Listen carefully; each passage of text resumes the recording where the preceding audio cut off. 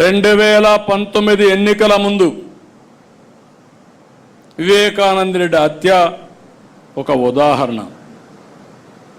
ఆ రోజు నేనే ముఖ్యమంత్రి, ఇప్పుడే నాయకులందరూ ఉన్నారు. ఎన్నికల్లో చాలా బిజీగా ఉన్నాం సీట్లు పంపిణీలో. తెల్లవారితో నిద్రలేసి వార్త సాక్షి పేపర్లో గుండెపోటుతో చనిపోయాడు. నేను కూడా నమ్మాను.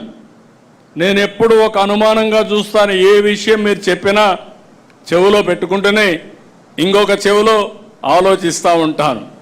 ఇది చెప్పింది కరెక్టా లేదా అని వెరిఫికేషన్ చేసుకుంటాను. అలాంటి నేను వెరిఫికేషన్ చేసుకోకుండా నమ్మా. టైం పాస్ అయింది. డెవలప్మెంట్స్ ఎప్పుడూ మీకోసం నా కోసం ఆగవు. ఈ విషయం కూడా మీరు గుర్తుపెట్టుకోవాలి. ఇది ఒక కేస్ స్టడీ మీ మనసుల్లో ఉండాలి. తెల్లవారితో ఇది జరిగింది. ఎవరైతే చేసిన వ్యక్తులు జాగ్రత్తగా ఉన్నారు, ప్రణాళికలు రచించుకుంటున్నారు, మనం మాత్రం కంట్రోల్ చేయాల్సిన వ్యక్తులం ఏమరపాటుకు గురయ్యాం. ఏమరపాటుకు గురవుతానే అక్కడి నుంచి మీరు చూస్తే తీరిగ్గా హైదరాబాద్ నుంచి కారు వచ్చాడు. ఆయన కుమార్తె అడిగింది పోస్ట్ మార్టం చేయమని. అప్పటికే బాక్స్ కూడా రెడీ అయిపోయింది.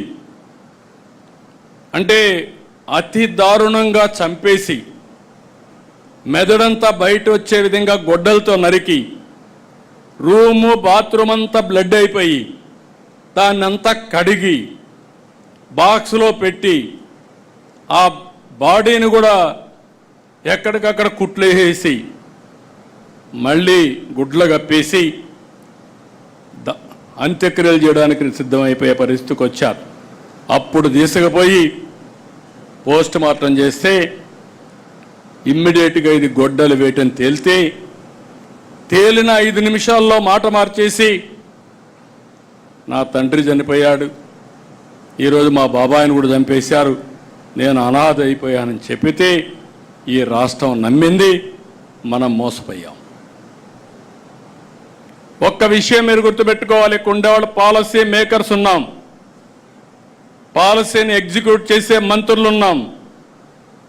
ఆ రోజు కానీ మనకు ఆలోచన వచ్చాయి కరెక్ట్గా 1 గంట 2 గంటలు అక్కడ అన్నీ వదిలిపెట్టండి, 2 గంటలు మనం ఆలోచించి అప్పటికప్పుడే మొత్తం రికార్డ్స్ అన్ని సీజ్ చేసి దోషులను కానీ అరెస్ట్ చేసుంటే మనం ఓడిపోయేవాళ్ళం. తమ్ముళ్ళు ఎమ్మెల్యేలు మీరు గుర్తుపెట్టుకోవాలి. That is politics. Right time. తప్పు చేసినా ఏది జరిగినా రైట్ టైంలో సరైన నిర్ణయం తీసుకుంటే అక్కడి నుంచి ఏదైనా కంట్రోల్ చేసే అవకాశం వస్తుంది. కానీ మనం పెద్ద మనుషులం, మనం ఇలా విధంగా ఆలోచించాం కాబట్టి ఏం జరిగినా మనం నిమిత్త మాత్రం అంటే రాష్ట్రం నష్టపోతుంది. అదే జరిగింది. అదొక సంఘటన కాదు. కోడికత్తి డ్రామా చూశారు, గులకరాయి డ్రామా చూశాం. అది అధికారంలో ఉండి ఒకప్పుడు అపోజిషన్లో ఉండి బాబాయి హత్య, అపోజిషన్ అయిపోయిన తర్వాత అధికారంలో ఉంటే మళ్ళీ డ్రామాలు.